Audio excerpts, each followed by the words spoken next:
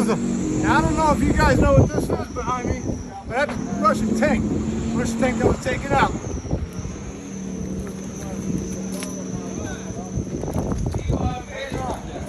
Welcome to America. Welcome to America.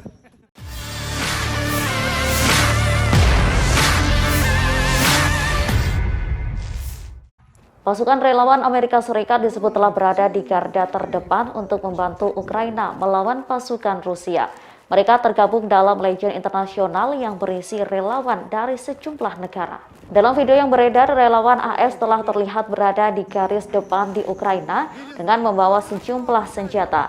Dengan perlengkapan tempur, mereka berpose di depan sisa-sisa kendaraan tempur yang hangus terbakar. Tentara-tentara tersebut juga terdengar saling berteriak. Dalam video yang berbeda, terlihat pasukan relawan berlindung di dinding di sepanjang jalan sebuah desa.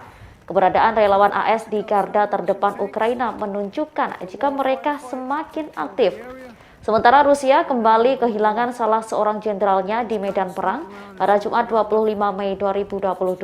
Jenderal Rusia yang tewas tersebut adalah Letnan Jenderal Yakov Ryazantsev, 48 tahun, yang merupakan komandan tentara gabungan ke-49 Distrik Militer Selatan.